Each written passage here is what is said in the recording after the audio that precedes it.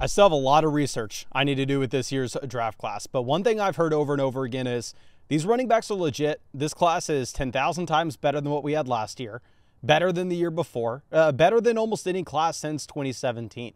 And I think that this is going to actually reverse a trend that we've had over the past 2 seasons now, where what we have seen lately is these older running backs have lasted way longer than we're used to. These guys drafted back in 2017. I mean, Derrick Henry drafted back in 2016, have been able to produce into their late 20s, early 30s in a way that we have not seen from running backs for years and years and years. And I think a lot of this has to do with the limited influx of new young talent into the league. However, that's supposed to change this offseason. And I think some of these running backs are actually going to see added competition to their backfields. But I'm going to go through, I'm going to give you our top 40-ish rankings at the moment at the running back position and talk about who's safe, who's not. Now, tier number 1, obviously, you can very easily put Jahmyr Gibbs and Bijan Robinson here alongside with the rookie pick 101. I'm going to include the rookie picks in these rankings just to give you a better idea overall of how you should be valuing them at this point. But anyway, with Jahmyr Gibbs, super safe bet, obviously year 2 player that comes through and turns into a pseudo league winner, depending on where you got him in your redraft league / your dynasty rookie draft 2 years ago. This is a running back that gives you about 21 fantasy points per game in a full PPR format. He plays all 17 games. And if you actually look at what he was able to do, it wasn't all as a receiver. Now, this is something that I got wrong. I thought that Jahmyr Gibbs coming into the league was going to be a running back getting up to 7-8 targets a game and potentially be a candidate to lead the NFL in targets at the running back position. However, you actually see the dominance as a rusher with the efficiency and not just with receiving volume, where he actually only averaged 3.1 receptions per game this past season. Now, a lot of that had to do with David Montgomery having a larger receiving role than we were naturally expecting, but we still know Jahmyr Gibbs is super dynamic. Jahmyr Gibbs is a phenomenal receiving back, and I think you have room for growth this next season. If we actually go through and look at Gibbs in his age 22 season, one thing that really pops off the page for me is some historical comps include guys like Christian McCaffrey and LaShawn McCoy, and I personally believe it is in the range of outcomes for Jahmyr Gibbs to put up those Christian McCaffrey level seasons and be one of the best fantasy football running backs of all time. With McCaffrey, he averaged 24 points per game in his age 22 season. With Gibbs, we are at about 21, and McCaffrey jumped to 29 fantasy points per game the following year. Now, the main thing with Gibbs, of course, is while I think that this ceiling is in his range of outcomes, it's not the most likely situation, but he is just a super safe bet overall, where you know the situation for years to come behind an elite offensive line. Now, Bijan Robinson in the same tier. This is another running back that's only played 2 years of his career, another first-round draft pick where the team will have the 5th-year option with him, and a running back that gives you a phenomenal season, averages about 19 fantasy points per game. And if you go through and actually look at the historical comps, you have other 22-year-old running backs like Kareem Hunt, Ray Rice, Joe Mixon with similar seasons 3 years past. Now, obviously, you have maybe Saquon Barkley mixed in here as well, and I think those are going to be the more useful comps in comparison to maybe a James Robinson, where it's very difficult to compare Bijan Robinson as a top-level prospect to an UDFA just because they had a similar age 22 season. I'd way rather compare him to the other top-level prospects such as Saquon Barkley. And really, a lot just hinges on Michael Penix if you're going to look at the overall ceiling that you have with Bijan this next year. But clearly, crazy high receiving ceiling, which I think everybody understands. Now, going over to tier 2, I think we're going to include the 102, 103 in this range. Now, a big thing that I want to do is stress that we are looking at specifically Dynasty Superflex rookie picks. Now, obviously, you're going to have Shedeur Sanders, you're going to have Cam Ward at some point in the early to mid first round of your Dynasty rookie drafts this year, which should be able to push down some of these other top options, and that's going to make rookie picks more valuable in general. If you want to look at how we are valuing these running backs in comparison to one quarterback picks, obviously you can do so over on flockfantasy.com. We have our one quarterback rankings there, our Superflex rankings there. Not only my rankings, but the rankings of the guys over at Dynasty Domain, Dynasty Fantasyland Football, Fantasy Stock Exchange. You can find them all on the site. Plus, you can use the trade calculator with whatever prospects, with whatever picks that you want to be looking at. And we just launched our new prospects database with Fantasy Stock Exchange. Could not be more excited about that, where you can go through and you can play around and look at all the information that you would ever want to see with prospects. And I can guarantee you the second that we have those 2025 rookies loaded in, I'll be showing that off in every single video. But if you're not a member of the site already, code FLOCK will give you a 30% discount on any subscription. Plus, with an annual Mother Flocker tier, yours truly will break down your fantasy football team either in a live stream or a personalized podcast, trying to give you advice for your specific Dynasty offseason. But anyway, HN will be in this tier alongside these other rookie picks. And with HN, he is a massive historical outlier. If you were looking at his size, very rarely have we ever been able to see a running back at this stature be able to stay healthy and put up specifically high volume numbers. And what's not surprising / is surprising is to see, that HN this season didn't really have a ton of volume, averaging only 12 carries per game. However, he was able to be hyper productive with this limited volume because he had almost 5 receptions per game. So this is not an Alvin Kamara prototype as we were kind of hoping that he could turn into. Instead, he is just a hyper efficient, great receiving back that hopefully can bust off some long rushing touchdowns. If we're going to go through and look at some historical comps that you have, I mean, maybe Reggie Bush is a player that does stand out here. Reggie Bush in his age 23-year-old season did actually average about 17 fantasy points per game, right in line with HN. Bush did fall to about 12 fantasy points per game this next year, but clearly you can tell by these rankings, I don't expect that to happen with HN. A lot of it does hinge on if the Miami Dolphins offense can keep Tua healthy, and when they do have Tua in, HN you can pencil in as a top 5 running back every single week, and he's only in year 3 of his NFL career. Now, our next ranking is going to be a little bit difficult. I want to drop it down a tier again. Saquon Barkley, obviously a much older running back. Saquon Barkley just played his age 27 season. But Barkley was by far and away the best asset in fantasy football and put up the best season of his NFL career. Saquon Barkley gives you about 21.5 fantasy points per game. And what's crazy is you had the Jalen Hurts rushing touchdowns still. Like, I want to make an argument that if those Jalen Hurts rushing touchdowns went in the direction of Saquon Barkley could have put up one of the best running back seasons of all time in fantasy football, arguably pushing LT for that top spot. Because despite Jalen Hurts having the rushing touchdowns, you still get 125 rushing yards per game for Barkley. Now, of course, Jalen Hurts isn't going to have a super high checkdown rate, so the receiving usage is a little bit lower than what you'd expect from Barkley through his NFL career. But frankly, it doesn't matter when you have this type of talent. Frankly, it doesn't matter when you have those rushing lanes open and you see the rushing efficiency. If we're looking at the historical comps from age 27-year-old seasons, you have guys like Sean Alexander, Derrick Henry, Adrian Peterson, Tiki Barber, Christian McCaffrey, Edgar and James. You have Hall of Fame level running backs here. Now, to be fair, in terms of where we should be ranking him in Dynasty, we do know that historically speaking, now of course this hasn't been true this past season or the year prior, these running backs are lasting very late in their NFL careers. Look at Derrick Henry, but this is about the point where you would expect a running back to start to decline just a bit, where we are looking at those Hall of Fame level players that Barkley just comped to, such as Derrick Henry, Adrian Peterson. However, if you're actually looking at the list of 9 best comparables since the year 2000, you actually only had one running back improving from his age 27 season to his age 28 season, and that was Sean Alexander. So Barkley, 100% you only want on a contending team, but I'd make the argument almost any running back here not named Jonathan Brooks, you probably just want on a contending team, and if you're a rebuilder, you'd probably rather have the rookie pick. Now, I know Breece Hall is going to look extremely low on this list, and to be completely honest with you, I think you can make an argument that Breece Hall should be a lot higher than this because I think he is one of the most talented running backs in the NFL. He's incredibly young. He just played this season at 23 years old. And yeah, I mean, you do only have 1 year left with the Jets, which is going to be the main reason why I do want to give him a little bit of a knock here in terms of he's with the New York Jets in 2025. I just simply don't see how this situation is going to be dramatically improved. Their options this offseason could potentially be you bring in Darnold, but realistically speaking, Given the fact that Darnold starts his career off as a Jet, I don't necessarily know how likely that is. I don't really see the path for the Jets to be able to make a play for quarterback in the NFL draft. So at this point, it's like maybe your best case scenario is to be a bad team yet again this next year with Rodgers. So I don't necessarily see the path for this offense to turn things around dramatically. With Brees, the vast majority of his usage and his value this past season actually came with what he did as a receiver. He averages 31 receiving yards per game and only 54 rushing yards per game. Again, I do believe that Brees is one of the more talented running backs in the NFL, and he is very young. You have years to go. I mean, he's only 23 or 24 at this point.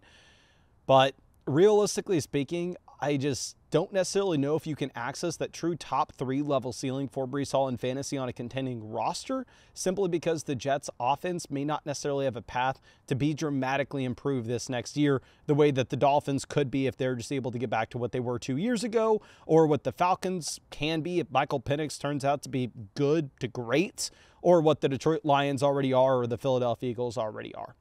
Now, going down to our next tier, we are going to be looking at Kyren Williams. With Kyren Williams, he has 1 year left as a Los Angeles Ram. And what's hilarious is if you're going over and playing with the prospect database on flockfantasy.com, you'll notice why I was not in on Kyren Williams as a rookie.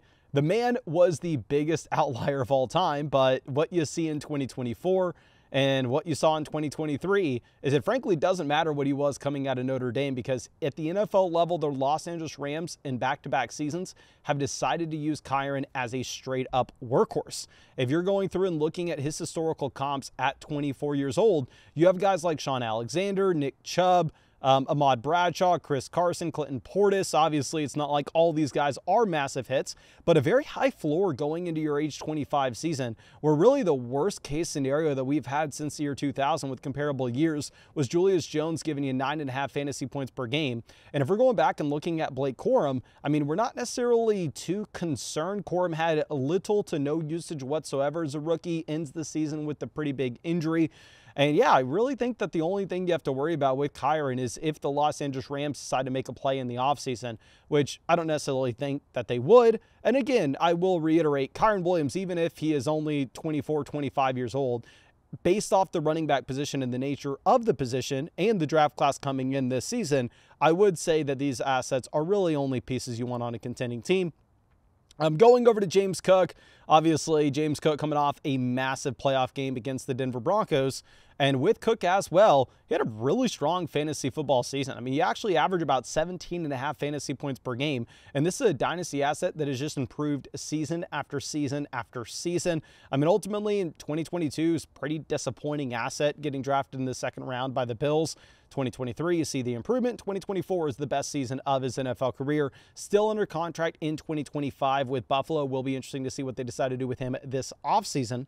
But nonetheless, if you are looking at James Cook with the historical comps, some notable players are guys like Clinton Portis back in 2006, Aaron Jones in 2019, Warwick Dunn in the year 2000. I don't necessarily know how much I love that. But regardless, you actually have some pretty good comps where the vast majority of instances, you have these running backs following up their next season with that very minimum double-digit fantasy points, giving you that high floor. I mean, really the only thing you could potentially be concerned with is if they decide to maybe bring in another running back on day 2 this year. And this is something that I really want to stress in terms of if you are looking to build around one of these running back assets that aren't, say, Bijan Robinson, Jahmyr Gibbs, Saquon Barkley, Brees Hall. It may be very scary, specifically in a draft class where you have so many talented guys. Not that I would assume that the Buffalo Bills draft somebody to replace James Cook, but we've seen it time and time again where the Bills may look at it and go, oh, okay, Ray Davis didn't work out. If Ray Davis didn't work out, this is James Cook's last year on his rookie deal. Might as well bring in another running back, have a pseudo running back by committee this year. That way we can actually have a bridge to another running back next season if we can't work out a deal with Cook. So just going to be something to monitor. I know a lot of people are going to absolutely hate this ranking with Bucky Irving, and I want to 100% acknowledge that Bucky Irving was by far and away the best rookie running back this season. Not even really close. No other rookie running back had a good year. Maybe 25, 26-year-old Tyrone Tracy was respectable, but Bucky Irving came out. He was worlds better than Rachaad White from the start of the season to the end of the season with efficiency. You would watch Bucs games and the announcers would just be talking about, oh my gosh, Bucky Irving at the top of the NFL in broken tackles per touch. As they're saying it, Bucky Irving's going through and bowling over linebackers. They're grabbing his ankle and they can't bring him down. Bucky Irving looked phenomenal every single time he touched the ball. Now, of course, Bucky Irving, if you go back and look at what he was as a prospect coming out, not a super impressive player coming out of Oregon, but he had the flashes. He had some things you liked, some things you didn't. What we didn't like was his athletic profile combined with his size. But at 22 years old, hyper efficient. I mean, less than 15 points per game, but that was because you didn't really have the role at the beginning of the season. He had about 11.5 carries per game, but despite that, about 65 rushing yards per game. The man averaged almost 10 yards per reception as well. If we go back and look at comparables since the year 2000 with similar age 22 seasons, you had guys like Maurice Jones-Drew, Miles Sanders, and I don't even want to say Miles Sanders is a bad thing, because if you remember 2019 Miles Sanders, after his rookie season, this is somebody that got pushed up to being a mid-dynasty running back one. Now, of course, it didn't necessarily work out, and that's a big issue that people have with extrapolating rookie running back performances, thinking that these guys are only going to continue to get better and better and better, and some do, especially if they have the prospect profiles to back it up. But here with Bucky Irving, my only thing is, while yes, he was hyper efficient, which typically you love to see that, and you assume that the role is going to be that much bigger this next year, I don't necessarily know if we can pencil Bucky Irving in to see 20+ touches a game guaranteed, because the limitation that you had on him as a prospect, a lot of it was centered around his size. So the Bucs may view Bucky Irving and they may go, you know what? He was perfect with what we asked him to do this past year, but maybe that's all we ask him to do. I'm not saying it's going to be the case, but I do think it's potentially a red flag. And I don't necessarily know if you can just go through and pencil him in to continuously get better over and over and over again. To be completely honest with you, I would have 100% a different take if Bucky Irving was instead Jonathan Taylor level prospect, right? Where JT comes out of college, and I know we're going way back here, but just 2,000 rushing yard season, 2,000 rushing yard season, 2,000 rushing yard season, absolutely destroys the NFL Combine, has the size of a workhorse back. If he had that profile 100%, I'd buy in. I'd say he's a top 5 dynasty running back today.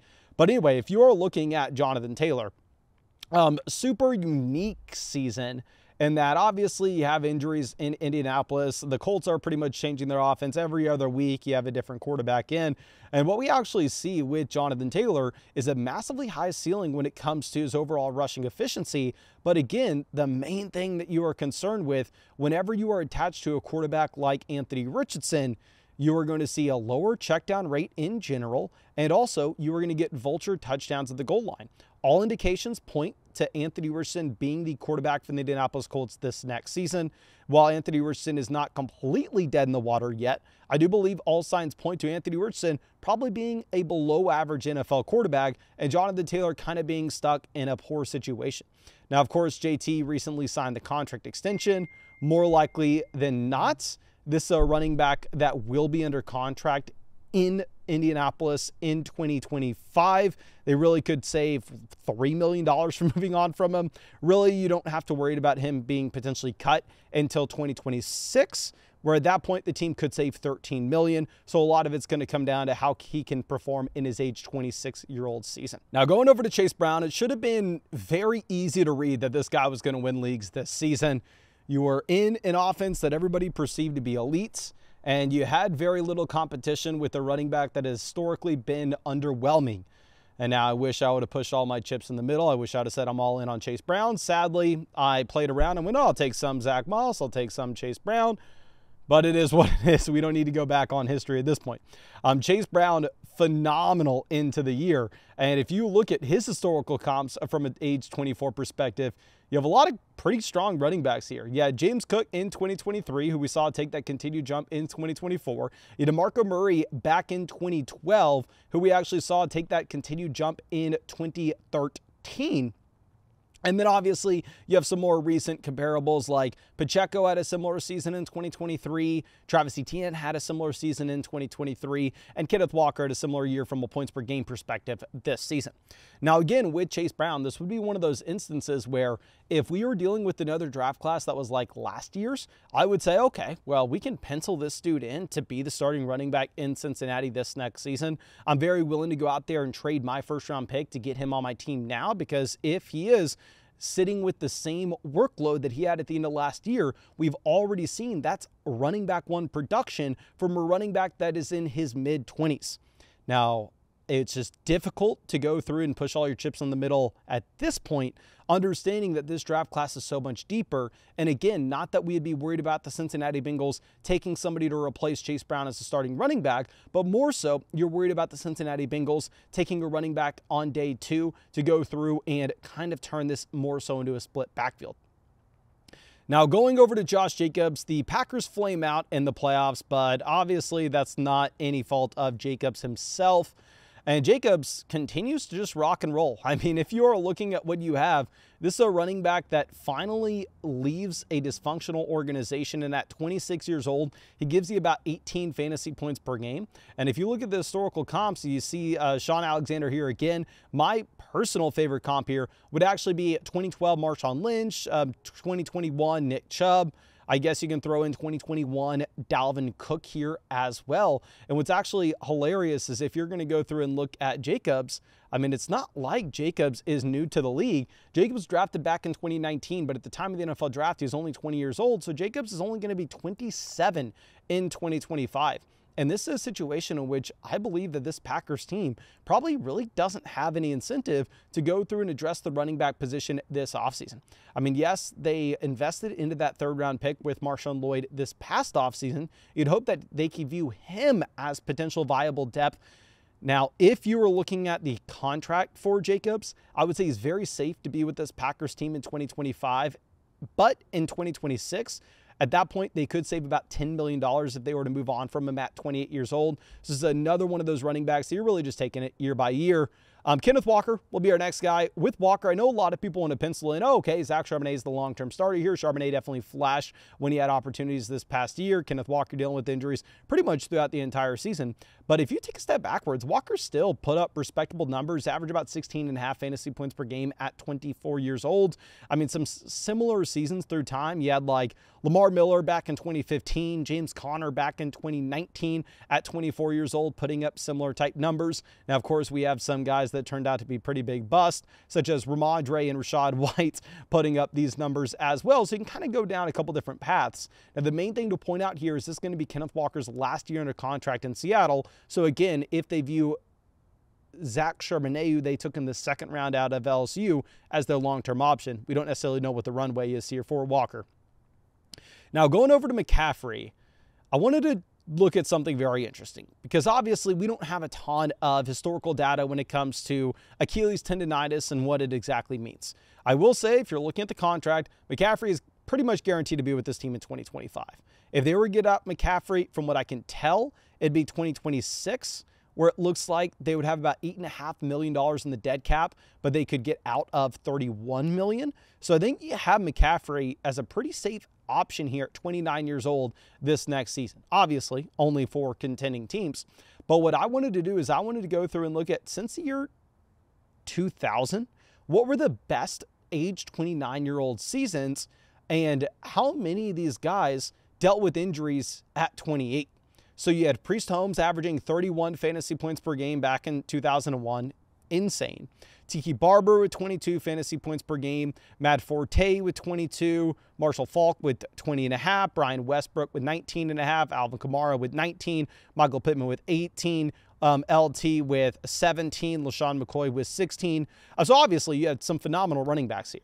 And really, not a single one of these top age 29 performers were dealing with injuries at age 28. Really, the only guy that missed time at all was Kamara, who the year prior only played 13 games due to a suspension. So we haven't really had the precedent of a 28-year-old running back falling off due to injuries and then all of a sudden at 29 being able to bounce back. But again, we don't have a lot of information with Achilles tendonitis either. So we know with McCaffrey, you have a higher ceiling than anybody else in fantasy football. I don't think anybody's going to deny that. But also, it's very difficult to project out what you're going to have with this injury. And at best, I think you're kind of looking at a one-year option anyway. Now going over and looking at Joe Mixon, this is a perfect example of a running back that lasted longer than really anybody expected him to. So running back drafted in 2017, same class as McCaffrey, but he was also only 20 years old at the time of the NFL draft. So he's only 29 this next season. If you look at age 28-year-old seasons since the year 2000, some historical comps for Joe Mixon were LaShawn McCoy, Curtis Martin, Derrick Henry, Marshawn Lynch, DeMarco Murray, Jamal Lewis, Chris Johnson. So phenomenal running backs here, right? It's not like Mixon's comping to bumps. And what's very interesting is every single one of these running backs got worse from age 28 to age 29.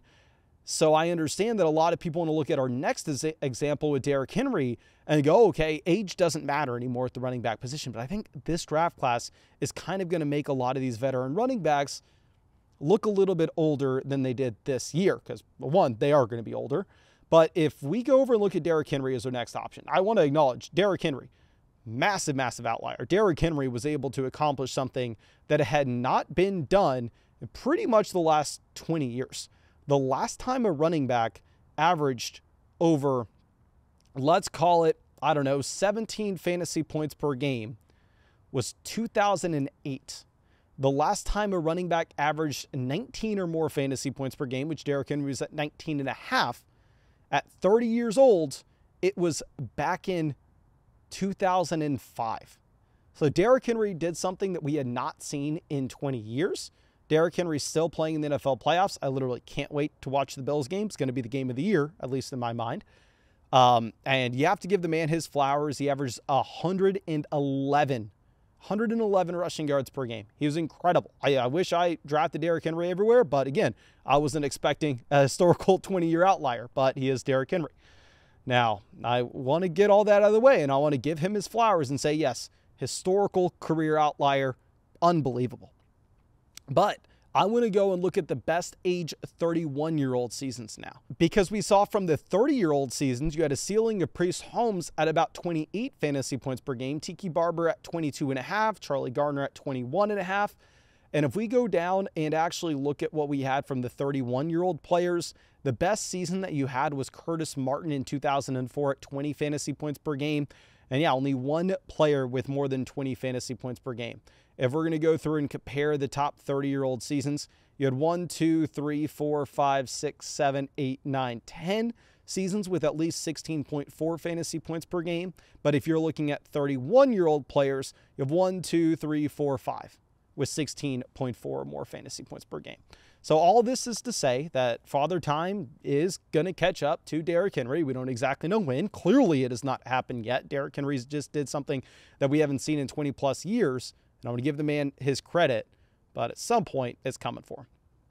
Now, Isaiah Pacheco will be our next back. If we are looking at Pacheco here, I can't take anything away from this season. I honestly think a lot of it's going to come down to the playoffs. If they're still using Pacheco in a running back by committee alongside Kareem Hunt, I would say RIP, maybe it just wasn't the injury. Maybe they're just not in love with Pacheco anymore. Maybe they bring in another running back this offseason. Going over and looking at Chuba Hubbard. Chuba Hubbard had the best run out that I could have ever imagined. If you would have told me, Mason, Chuba Hubbard is going to be pretty much a guaranteed high-end RB2 in Dynasty in the 2025 offseason, and Jonathan Brooks is going to be irrelevant, I would never have believed you, but obviously here we are now. I mean, you actually get the contract extension from Hubbard in his age 25 season in one of the worst offenses in the league. He averages about 16.5 fantasy points per game. And with Jonathan Brooks injured yet again, it looks like he's not really making an impact anytime soon. David Montgomery, going to be super excited to watch the Lions in the offseason, but with Montgomery, just to be fair, he is a 27-year-old running back. I mean, if we are going to be looking at the contract situation, it does seem that he is pretty locked and loaded into being with this team in 2025.